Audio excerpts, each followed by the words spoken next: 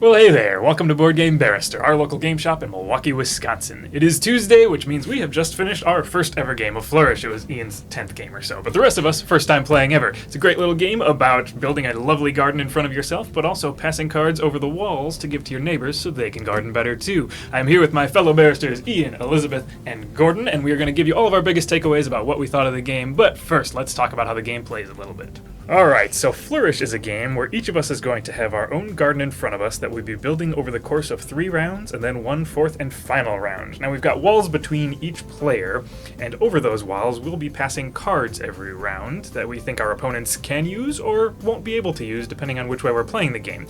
You can play competitively, where you are trying to do the gardening better than your opponents are, or you can play cooperatively, where we're trying to get one big score at the end and score as high as we can. Each card has got symbols on the left side that will help us accomplish goals on the cards, and then scoring in the top left and bottom right corners that will help us score points at the end of each round and at the end of the game.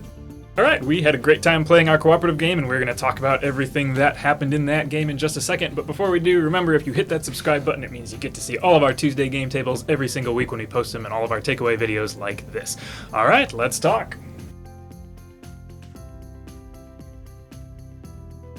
So our first game took about an hour the first time we played it, because there's a lot that we're all trying to figure out. We have to learn how to read these cards, come up with the strategies, make decisions. There's a lot going on in that first game. Yeah, I think the first night that I played this with my other group, we played 4 times in a row, 3 times cooperatively and 1 time competitively.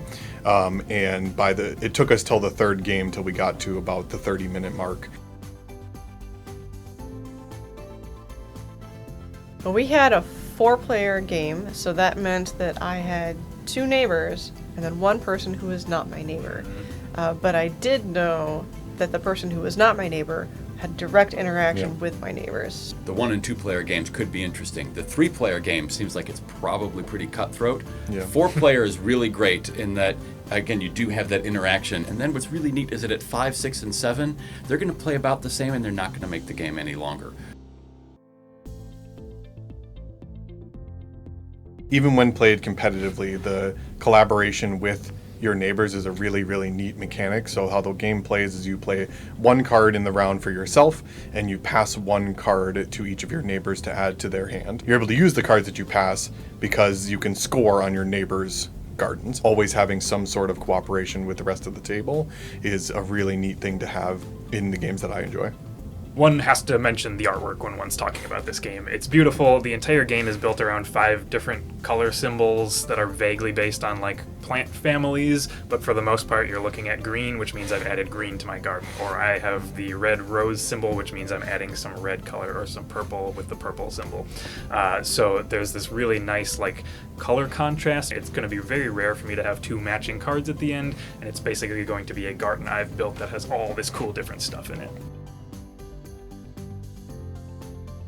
So we played this as a cooperative game, and what I thought was really interesting about that is how indirectly cooperative we needed to be. Like, I'm going to try and work on my own thing. I really had my own thing that I got to do, and I had to look at what my partners were doing, and I wanted to pass them things, but they didn't ever have to play what it is that I passed them. And indeed, sometimes I'd pass them something. We all did this, where we'd pass something, and then the person would just pass it back to us because they weren't thinking what we were thinking at all. I got no better play. Yeah. So, or they didn't see what it is that we saw, and I thought that was really neat. I have played it competitively, and I think even in the competitive version of the game, there's still a very much so feel like we're playing the table with each other.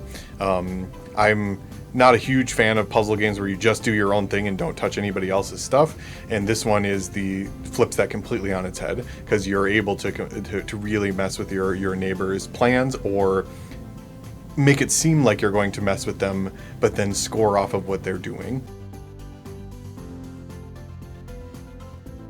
So one of the mechanics that I think makes this game really enjoyable is the spread of the different types of cards. Some act more as like establishing a score that I'm going to aim for, or a goal, and some act more as like a currency to fulfill that goal.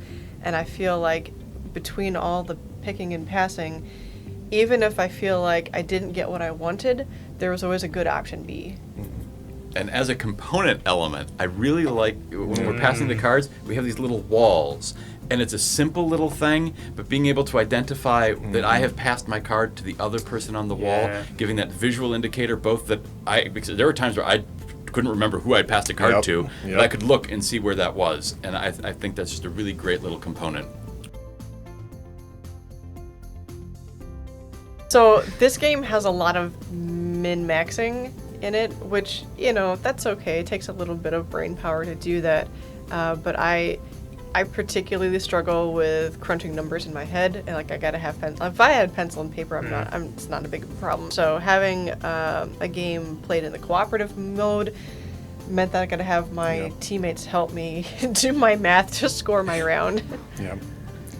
This game is going to take you at least 3 times playing before you feel like you know what you're doing. It'll be fun the first times if you allow it to be clunky, and it's going to be clunky, so it's going to take some patience. You're going to have a lot of questions. There's a 2-sided reference card with a ton of symbols on it that you're going to slowly learn together, and over the course of those first few games, we played a practice game before we played this one, and even at the end of this one, we were like, wow, there's a lot here that we didn't even see would have potential, and now we've learned a lot. Hey, by the way, we always mention we're a local game shop in Milwaukee, Wisconsin, which is true. We have brick and mortar locations in Milwaukee, but we also ship nationwide. So if the game's looking cool to you and you wanted to pick up a copy from us, that's amazing. If not, we hope you get it from your own friendly local game store or somewhere else awesome. All right, now back to the game. Let me turn that question on its head and say a little bit about who it's not for to get at who it is for. This is not for someone who just wants to play one game and then move on to the next game.